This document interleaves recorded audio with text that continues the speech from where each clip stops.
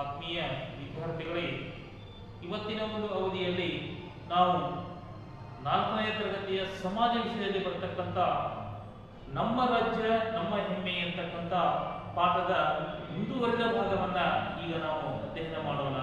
ಹಾಗಾದರೆ ಈಗಾಗಲೇ ನಮ್ಮ ರಾಜ್ಯದ ಕುರಿತು ಹಲವಾರು ಸಂಗತಿಗಳನ್ನು ನಾವು ತಿಳಿದುಕೊಂಡಿದ್ದೇವೆ. ಈ ಒಂದು ಅವಧಿಯಲ್ಲಿ ನಾವು ನಮ್ಮ ರಾಜ್ಯ ನಮ್ಮ ಹೆಮ್ಮೆ ಅಂತಕ್ಕಂಥ ಒಂದು ಪಾಠದ ಮುಂದುವರಿದ ಭಾಗವನ್ನ ಅಧ್ಯಯನ ಮಾಡೋಣ. ಹಾಗಾದರೆ ಈಗಾಗಲೇ ನಿಮಗೆ ಗೊತ್ತಿರುವ ಹಾಗೆ ನಮ್ಮ ರಾಜ್ಯದ ಹೆಸರು ಕರ್ನಾಟಕ. ಕರ್ನಾಟಕ ರಾಜ್ಯದಲ್ಲಿರ್ತಕ್ಕಂಥ ಜಿಲ್ಲೆಗಳ ಸಂಖ್ಯೆ 30. ಹೀಗೆ ಹಲವಾರು ಅಂಶಗಳು ನಿಮಗೆ ಈಗಾಗಲೇ ತಿಳಿದಿರತಕ್ಕಂಥದ್ದನ್ನ ನಾವು ಮಾಡ್ತಾ ಇದ್ದೀವಿ. ಹಾಗಾದರೆ ಈ ಒಂದು ಅವಧಿಯಲ್ಲಿ ಈಗಾಗಲೇ ನಿಮಗೆ ಗೊತ್ತಿರುವ ಹಾಗೆ ನಮ್ಮ ರಾಜ್ಯದ ಸ್ವಾಭಾವಿಕ ವಿಭಾಗಗಳು ಒಟ್ಟು 4 ಅದಾವ. ನಿಮಗೆ ಗೊತ್ತಿರುವ ಹಾಗೆ ಈಗಾಗಲೇ ಆ 4 ಸ್ವಾಭಾವಿಕ ವಿಭಾಗಗಳು ಯಾವುವು ಅಂತಂದ್ರೆ, ಮೊದಲನೆಯದು ಪಶ್ಚಿಮದ ತೀರ ಪ್ರದೇಶ, ಎರಡನೆಯದು ಮಲೆನಾಡು ಪ್ರದೇಶ, ಮೂರನೆಯದು ಉತ್ತರದ ಮೈದಾನ ಪ್ರದೇಶ, ನಾಲ್ಕನೆಯದು ದಕ್ಷಿಣದ ಮೈದಾನ ಪ್ರದೇಶ ಅಂತ ಹೇಳ್ತಾ ಇದ್ದಾರೆ.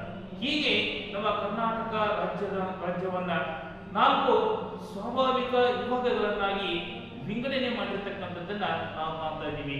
ಅದರಲ್ಲಿ ಮೂರನೇದಾಗಿ ಬರತಕ್ಕಂಥದ್ದು ಉತ್ತರದ ಮೈದಾನ ಪ್ರದೇಶ ಅಂತ ಅದನ್ನು ಕರೀತಾ ಇದ್ದಾರೆ. ಹಾಗಾದ್ರೆ ಈ ಒಂದು ಅವಧಿಯಲ್ಲಿ ನಾವು ಈ ನಮ್ಮ ರಾಜ್ಯದ ಸ್ವಾಭಾವಿಕ ವಿಭಾಗಗಳಲ್ಲಿ ಮೂರನೇದಾಗಿ ಬರತಕ್ಕಂಥ ಉತ್ತರದ ಮೈದಾನ ಪ್ರದೇಶದ ಕುರಿತು ಅಧ್ಯಯನವನ್ನ ಮಾಡೋಣ. ಹಾಗಾದ್ರೆ ಈ ಉತ್ತರದ ಮೈದಾನ ಪ್ರದೇಶದಲ್ಲಿ ಬರ್ತಕ್ಕಂಥ ಮುಖ್ಯವಾಗಿರ್ತಕ್ಕಂಥ ನಗರಗಳು ಯಾವುವು ಅಂತಂದ್ರೆ ಬೀದರ್, ಕಲಬುರಗಿ, ಧಾರವಾಡ, ಹುಬ್ಬಳ್ಳಿ, ವಿಜಯಪುರ, ರಾಯಚೂರು, ತದನಂತರದಲ್ಲಿ ಬಾಗಲಕೋಟೆ, ಕೊಪ್ಪಳ, ಗದಗ, ಬಳ್ಳಾರಿ. ಇವೆಲ್ಲ ನಗರಗಳು ಈ ಉತ್ತರದ ಮೈದಾನ ಪ್ರದೇಶದಲ್ಲಿ ಬರ್ತಾ ಇರತಕ್ಕಂಥದ್ದನ್ನ ನಾವು ಕಾಣ್ತಾ ಇದ್ದೀವಿ. ಹಾಗಾದ್ರೆ ಈ ಉತ್ತರದ ಮೈದಾನ ಪ್ರದೇಶದಲ್ಲಿ ಇರ್ತಕ್ಕಂಥ ಭೌಗೋಳಿಕ ಲಕ್ಷಣಗಳು ಯಾವ ತೆರನಾಗಿದ್ದಾವ ಅನ್ನೋದ್ರ ಕುರಿತು ನಾವು ತಿಳಿದುಕೊಳ್ಳಬೇಕಾದ್ರೆ, ಈ ಒಂದು ಪ್ರದೇಶ ಸಮುದ್ರ ಮಟ್ಟದಿಂದ 350 ಮೀಟರ್ಗಳಿಗಿಂತ 600 ಮೀಟರ್ಗಳವರೆಗೆ ಇದು ಏನಾಗಿದೆ, ಎತ್ತರದಲ್ಲಿರ್ತಕ್ಕಂಥ ಒಂದು ಪ್ರದೇಶ ಇದಾಗಿದೆ ಅಂತ ಹೇಳ್ತಾ ಇದ್ದಾರೆ. ನೋಡಿ ಮಕ್ಕಳೇ, ಈ ಉತ್ತರದ ಮೈದಾನ ಪ್ರದೇಶ ಅಂತಕ್ಕಂಥದ್ದು ಸಮುದ್ರ ಮಟ್ಟದಿಂದ 350 ಮೀಟರ್ಗಳಿಗಿಂತ 600 ಮೀಟರ್ಗಳವರೆಗೆ ಅದು ಎತ್ತರವಾಗಿರ್ತಕ್ಕಂಥ ಒಂದು ಪ್ರದೇಶದಲ್ಲಿರ್ತಕ್ಕಂಥ ಒಂದು ಭಾಗ ಇದಾಗಿರ್ತಕ್ಕಂಥದ್ದನ್ನ ನಾವು ಕಾಣ್ತಾ ಇದ್ದೀವಿ. ಹಾಗಾದ್ರೆ ಈ ಒಂದು ಪ್ರದೇಶ ಸಮತಟ್ಟಾಗಿದೆ ಅಂತ ಹೇಳ್ತಾ ಇದ್ದಾರೆ. ಈ ಉತ್ತರದ ಮೈದಾನ ಪ್ರದೇಶ ಯಾವ ತೆರನಾಗಿದೆ ಅಂತಂದ್ರೆ ಅದು ಸಮತಟ್ಟಾಗಿರ್ತಕ್ಕಂಥ ಒಂದು ಪ್ರದೇಶ ಇದಾಗಿರ್ತಕ್ಕಂಥದ್ದನ್ನ ನಾವು ಕಾಣ್ತಾ ಇದ್ದೀವಿ. ಹಾಗಾದ್ರೆ ಅಲ್ಲಿ ಇರ್ತಕ್ಕಂಥ ಒಂದು ವಾಯುಗುಣ ಮತ್ತು ಸಸ್ಯವರ್ಗ ಯಾವ ತೆರನಾಗಿದೆ ಅಂತಕ್ಕಂಥದ್ದನ್ನ ನಾವು ತಿಳ್ಕೋಬೇಕಾದ್ರೆ, ಈ ಒಂದು ಉತ್ತರದ ಮೈದಾನ ಪ್ರದೇಶದಲ್ಲಿ ಮಳೆಯ ಪ್ರಮಾಣ ಬಹಳಷ್ಟು ಕಡಿಮೆ ಕಂಡು ಬರ್ತಾ ಇದೆ. ಈ ಉತ್ತರದ ಮೈದಾನ ಪ್ರದೇಶದಲ್ಲಿ ಮಳೆಯ ಪ್ರಮಾಣ ಬಹಳಷ್ಟು ಕಡಿಮೆ. ಮಳೆಯ ಪ್ರಮಾಣ ಕಡಿಮೆ. ಹೀಗಾಗಿ ಈ ಉತ್ತರದ ಮೈದಾನ ಪ್ರದೇಶದಲ್ಲಿ ವಾಯುಗುಣ ಅಂತಕ್ಕಂಥದ್ದು ಯಾವ ತರನಾಗಿದೆ ಅಂತಂದ್ರೆ, ಅಲ್ಲಲ್ಲಿ ಈ ಕುರುಚಲು ಕಾಡುಗಳು ಅಂತಕ್ಕಂಥವು ಕಂಡು ಬರ್ತಾ ಇರತಕ್ಕಂಥದ್ದನ್ನು ನಾವು ಕಾಣ್ತಾ ಇದ್ದೀವಿ. ಉತ್ತರದ ಮೈದಾನ ಪ್ರದೇಶದಲ್ಲಿ ಮಳೆಯ ಪ್ರಮಾಣ ಕೂಡ ಕಡಿಮೆ ಕಂಡು ಬರ್ತಾ ಇದೆ. ಕುರುಚಲು ಕಾಡುಗಳು ಅಲ್ಲಿ ಕಂಡು ಬರ್ತಾ ಇದ್ದಾವ.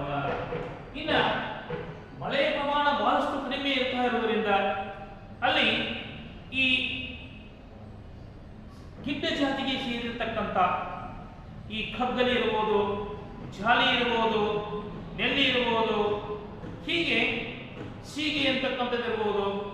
ಈ ಒಂದು ಜಾತಿಗೆ ಸೇರಿರ್ತಕ್ಕಂಥ ಒಂದು ಆ ಸಸ್ಯವರ್ಗವನ್ನ ನಾವು ಅಲ್ಲಿ ಕಾಣ್ತಾ ಇದ್ದೀವಿ.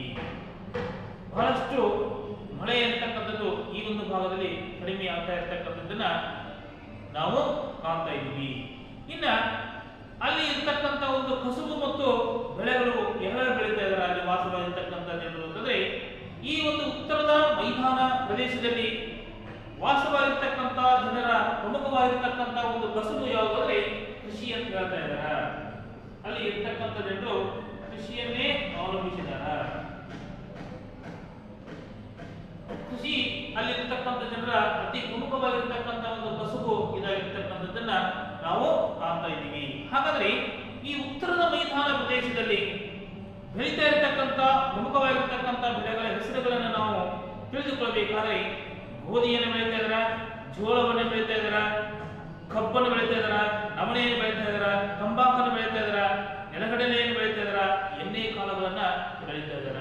ಹೀಗೆ ಅಲ್ಲಿ ವಾಸವಾಗಿರ್ತಕ್ಕಂಥ ಜನರು ಹಲವಾರು ಬೆಳೆಗಳನ್ನ ಬೆಳೀತಾ ಇರತಕ್ಕಂಥದ್ದನ್ನ ನಾವು ಕಾಣ್ತಾ ಇದ್ದೀವಿ.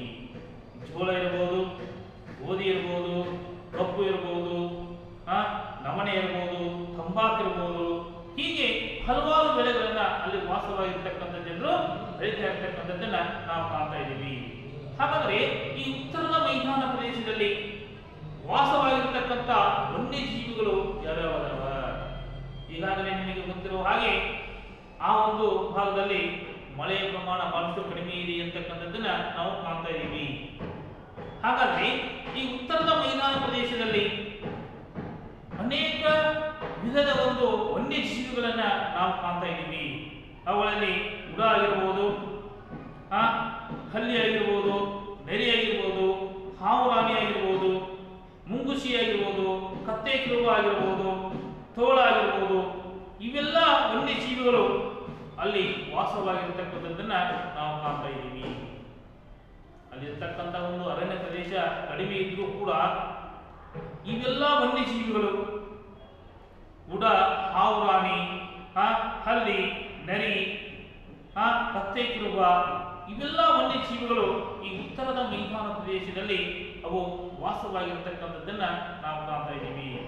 ಹಾಗಾದ್ರೆ ಈ ಉತ್ತರದ ಮೈದಾನ ಪ್ರದೇಶದಲ್ಲಿ ಪ್ರಮುಖವಾಗಿ ಸಿಗತಕ್ಕಂಥ ಖನಿಜಗಳು ಯಾವುವು ಅಂತಂದ್ರೆ ಅಲ್ಲಿ ಪ್ರಮುಖವಾಗಿ ತಾಮ್ರ, ಸುಣ್ಣದ ಶಿಲೆ, ಕಬ್ಬಿಣ ಮತ್ತು ಚಿನ್ನ, ಇವು ನಾಲ್ಕು ಅಲ್ಲಿ ಸಿಗ್ತಕ್ಕಂಥ ಪ್ರಮುಖವಾಗಿರ್ತಕ್ಕಂಥ ಖನಿಜಗಳು. ನೋಡಿ ಮಕ್ಕಳೇ, ತಾಮ್ರ ಯಾವ್ಯಾವ ಖನಿಜಗಳು ಸಿಗ್ತಾ ಇದಾವ? ಮುಖ್ಯವಾಗಿರ್ತಕ್ಕಂಥ ಖನಿಜಗಳು ತಾಮ್ರ, ಸುಣ್ಣದ ಶಿಲೆ,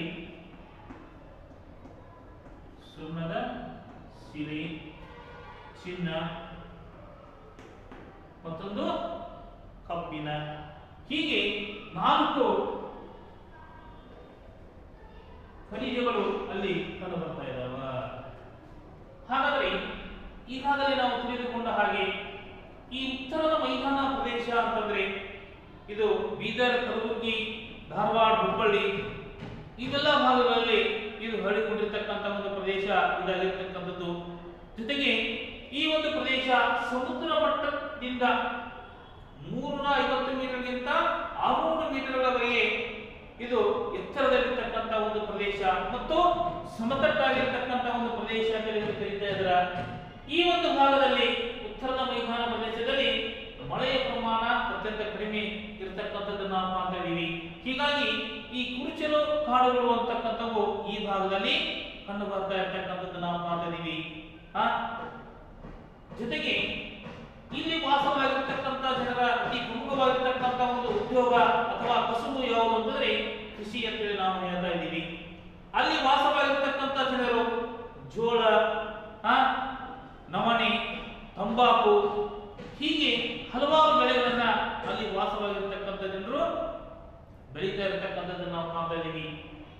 ಈ ಉತ್ತರದ ಮೈದಾನ ಪ್ರದೇಶದಲ್ಲಿ ಪ್ರಮುಖವಾಗಿ ಸಿಗ್ತಕ್ಕಂಥ ಖನಿಜಗಳು ಯಾವುವು ಅಂತಂದ್ರೆ ತಾಮ್ರ, ಸುಣ್ಣದ ಶಿಲೆ, ಚಿನ್ನ, ಕಬ್ಬಿಣ, ಹೀಗೆ 4 ವಿಧದ ಖನಿಜಗಳನ್ನ ನಾವು ಈ ಉತ್ತರದ ಮೈದಾನ ಪ್ರದೇಶದಲ್ಲಿ ಕಾಣ್ತಾ ಇರತಕ್ಕಂಥದ್ದನ್ನ ನಾವು ಕಾಣ್ತಾ ಇದ್ದೀವಿ. ಹಾಗಾದ್ರೆ ನಿಮಗೆ 7 ಪ್ರಶ್ನೆಗಳನ್ನ ಇಲ್ಲಿ ಕೇಳಿದಾರ. ಆ ಪ್ರಶ್ನೆಗಳು ಯಾವುವು ಅಂತಂದ್ರೆ ಉತ್ತರದ ಮೈದಾನ ಪ್ರದೇಶದಲ್ಲಿ ಎಂತಹ ಕಾಡುಗಳು ಕಂಡು ಬರುತ್ತವೆ ಅಂತೇಳಿ. ಹಾಗಾದ್ರೆ ಈ ಒಂದು ಪ್ರಶ್ನೆಗೆ ಉತ್ತರ ಏನು ಅಂತಂದ್ರೆ ಉತ್ತರದ ಮೈದಾನ ಪ್ರದೇಶದಲ್ಲಿ ಕುರುಚಲು ಕಾಡುಗಳು ಕಂಡು ಬರುತ್ತವೆ ಅಂತೇಳಿ ನೀವು ಉತ್ತರವನ್ನು ಬರೀಬೇಕಾಗ್ತದ. ಹಾಗಾದ್ರೆ ಈ ಉತ್ತರದ ಮೈದಾನ ಪ್ರದೇಶದ ಜನರ ಮುಖ್ಯವಾಗಿರ್ತಕ್ಕಂಥ ಕಸುಬು ಯಾವುದು ಅಂತೇಳಿ ಮತ್ತೊಂದು ಪ್ರಶ್ನೆಯನ್ನು ಕೇಳಿದ. ಈಗಾಗಲೇ ನಮಗೆ ಗೊತ್ತಿರುವ ಹಾಗೆ ಉತ್ತರದ ಮೈದಾನ ಪ್ರದೇಶದ ಜನರ ಮುಖ್ಯವಾಗಿರ್ತಕ್ಕಂಥ ಕಸುಬು ಕೃಷಿ ಅಂತ ಹೇಳಿ ನೀವು ಬರೀಬೇಕಾಗ್ತದ. ಹಾಗಾದ್ರೆ ಈ ಉತ್ತರದ ಮೈದಾನ ಪ್ರದೇಶಕ್ಕೆ ಸಂಬಂಧಿಸಿರ್ತಕ್ಕಂಥ ಒಂದು ಪಟ್ಟಿಯನ್ನು ಕೊಟ್ಟಿದ್ದಾರ.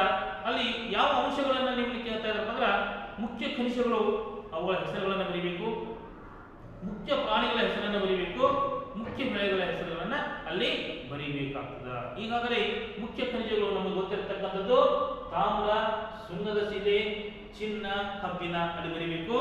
ಮುಖ್ಯ ಪ್ರಾಣಿಗಳು ಯಾವುವು ಅಂತಂದ್ರೆ ಉಡ, ಹಾವುರಾಣಿ, ಹಲ್ಲಿ, ನರಿ, ಮುಂಗುಸಿ, ಕತ್ತೆ ಕುರುಬ, ತೋಳ ಇವೆಲ್ಲ ಪ್ರಾಣಿಗಳ ಹೆಸರುಗಳನ್ನು ಬರೀಬೇಕಾಗ್ತದ.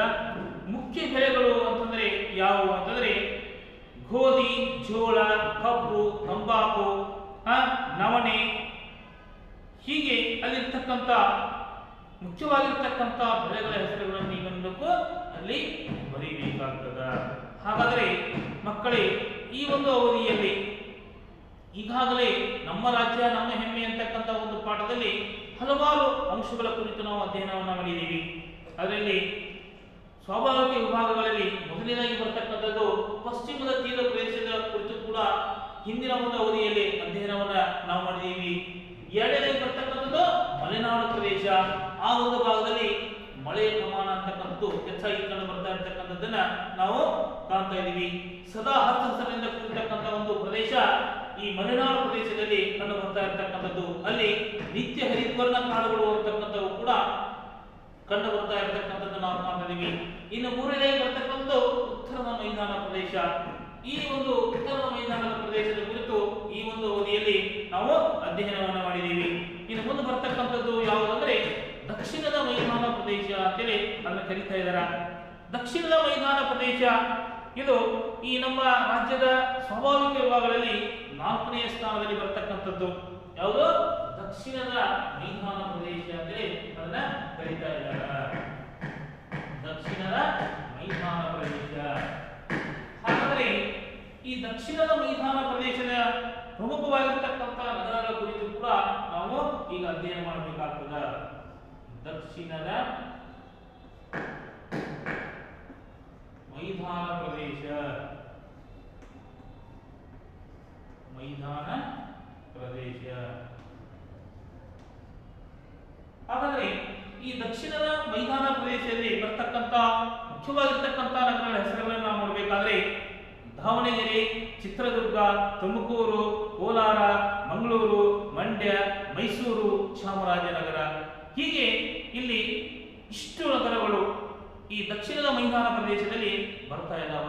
ಹಾಗಾದ್ರೆ ಈ ಒಂದು ಭಾಗದಲ್ಲಿ ಇರ್ತಕ್ಕಂಥ ಭೌಗೋಳಿಕ ಲಕ್ಷಣಗಳ ಕುರಿತು ನಾವು ಅಧ್ಯಯನವನ್ನು ಮಾಡಬೇಕಾದ್ರೆ ಇದು ಕೂಡ ಸಮುದ್ರ ಮಟ್ಟಕ್ಕಿಂತ 600 ಮೀಟರ್ಗಳಿಂದ 1000 ಮೀಟರ್ಗಳಷ್ಟು ಎತ್ತರದಲ್ಲಿರ್ತಕ್ಕಂಥ ಒಂದು ಪ್ರದೇಶ ಇದಾಗಿರ್ತಕ್ಕಂಥದ್ದನ್ನು ನಾವು ಕಾಣ್ತಾ ಇದ್ದೀವಿ.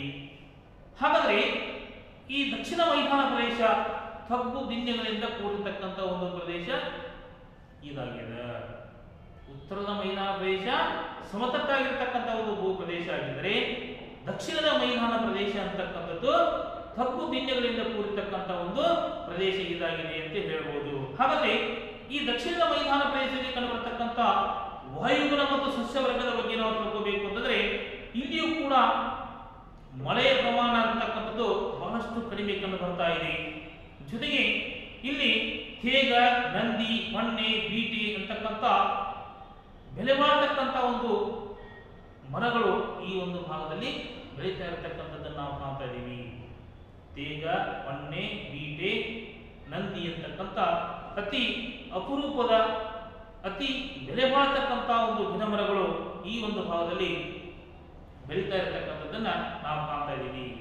ಹಾಗಾದ್ರೆ ಇಲ್ಲಿ ಇರ್ತಕ್ಕಂಥ ಜನರ ಅತಿ ಪ್ರಮುಖವಾಗಿರ್ತಕ್ಕಂಥ ಒಂದು ಉದ್ಯೋಗ ಯಾವುದು ಅಂದರೆ ಕೃಷಿಯ ಜೊತೆಗೆ ಇಲ್ಲಿ ವಾಸವಾಗಿರ್ತಕ್ಕಂಥ ಜನರು ಪಶುಪಾಲನೆಯನ್ನು ಕೂಡ ಮಾಡ್ತಾ ಇದ್ದಾರೆ.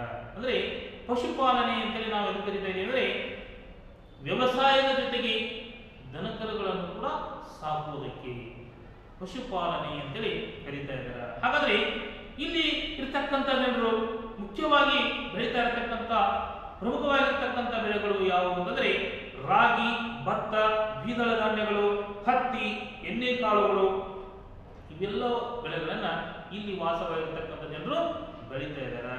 ಹಾಗಾದ್ರೆ ಈ ದಕ್ಷಿಣ ಮೈದಾನ ಪ್ರದೇಶದಲ್ಲಿ ವಾಸವಾಗಿರ್ತಕ್ಕಂಥ ವನ್ಯಜೀವಿಗಳು ಯಾವುವು ಅಂತಂದ್ರೆ ಅಲ್ಲಿ ಕಂಡು ಬರ್ತಕ್ಕಂಥವು ತೋಳ, ಕರಡಿ, ಕೋತಿ, ಹಾವು, ನವಿಲು, ಕೃಷ್ಣಮೃಗಗಳು ಇವೆಲ್ಲವೂ ಕೂಡ ಈ ದಕ್ಷಿಣ ಮೈದಾನ ಪ್ರದೇಶದಲ್ಲಿ ಕಂಡುಬರ್ತಕ್ಕಂಥ ಅತಿ ಪ್ರಮುಖವಾಗಿರ್ತಕ್ಕಂಥ ವನ್ಯಜೀವಿಗಳು ಇವಾಗಿದಾವ ಅಂತಕ್ಕಂಥದ್ದನ್ನ ನಾವು ತಿಳಿದುಕೊಳ್ಳಬೇಕಾಗ್ತದೆ. ಹಾಗಾದ್ರೆ ಈ ದಕ್ಷಿಣ ಮೈದಾನ ಪ್ರದೇಶದಲ್ಲಿ ಸಿಗ್ತಾ ಇರತಕ್ಕಂಥ ಮುಖ್ಯವಾಗಿರ್ತಕ್ಕಂಥ ಖನಿಜಗಳು ಯಾವುವು ಅಂತಂದ್ರೆ ಅಭ್ರಕ, ಮತ್ತೊಂದು ಸುಣ್ಣದ ಕಲ್ಲು, ಕನಶಿಲೆ, ಬಳಪದ ಕಲ್ಲು ಅಂತೇಳಿ ಹೇಳ್ತಾ ಇದ್ದಾರೆ. ಹೀಗೆ 4 ವಿಧದ ಖನಿಜಗಳನ್ನ ಈ ದಕ್ಷಿಣ ಮೈದಾನ ಪ್ರದೇಶದಲ್ಲಿ ನಾವು ಕಾಣ್ತಾ ಇದ್ದೀವಿ. ಒಂದು ಅಭ್ರಕ, ಅದಕ್ಕೆ ಇರ್ತಕ್ಕಂಥ ಮತ್ತೊಂದು ಹೆಸರು ಕಾಗೆ ಬಂಗಾರ ಅಂತೇಳಿ ಅದಕ್ಕೆ ಕರೀತಾ ಇದ್ದಾರೆ. ಮತ್ತೊಂದು ಕನಶಿಲೆ, ಮತ್ತೊಂದು ಸುಣ್ಣದ ಕಲ್ಲು, ಮತ್ತೊಂದು ಬಳಪದ ಕಲ್ಲು. ಹೀಗೆ 4 ವಿಧದ ಖನಿಜಗಳನ್ನು ನಾವೇನ್ ಮಾಡ್ತಾ ಇದ್ದೀವಿ ಈ ದಕ್ಷಿಣ ಮೈದಾನ ಪ್ರದೇಶದಲ್ಲಿ ನಾವು ಕಾಣ್ತಾ ಇದ್ದೀವಿ. ಹಾಗಾದರೆ ಮಕ್ಕಳೇ, ಈ ಒಂದು ಅವಧಿಯಲ್ಲಿ ನಮ್ಮ ಕರ್ನಾಟಕದ ಸ್ವಾಭಾವಿಕ ವಿಭಾಗಗಳಲ್ಲಿ 3ನೇದಾಗಿ ಬರತಕ್ಕಂಥ ಉತ್ತರದ ಮೈದಾನದ ಪ್ರದೇಶದ ಕುರಿತು, 4ನೇದಾಗಿ ಬರತಕ್ಕಂಥದ್ದು ದಕ್ಷಿಣ ಮೈದಾನದ ಪ್ರದೇಶದ ಕುರಿತು ಸಂಪೂರ್ಣವಾಗಿ ಅಧ್ಯಯನವನ್ನ ನಾವು ಮಾಡಿದ್ದೀವಿ. ಹಾಗಾದರೆ ನಿಮಗೆ ಈ ಒಂದು ಅವಧಿಯಲ್ಲಿ ಮನೆಗೆಲಸ ಅಂತಂದ್ರೆ ಏನು ಅಂತಂದ್ರೆ ಉತ್ತರದ ಮೈದಾನ ಪ್ರದೇಶದಲ್ಲಿ ಪ್ರಮುಖವಾಗಿ ಬೆಳೀತಾ ಇರತಕ್ಕಂಥ ಬೆಳೆಗಳು ಯಾವುವು ಅನ್ನೋದನ್ನ ನೀವೇನು ಮಾಡಬೇಕು ಪಟ್ಟಿ ಮಾಡಿರಿ ಅಂತ ಹೇಳ್ತಾ ಈ ಒಂದು ಅವಧಿಗೆ ನಾ ಏನ್ ಮಾಡ್ತಾ ಇದ್ದೀನಿ ವಿರಾಮವನ್ನು ನೀಡ್ತಾ ಇದ್ದೀನಿ. ಎಲ್ಲರಿಗೂ ಧನ್ಯವಾದಗಳು.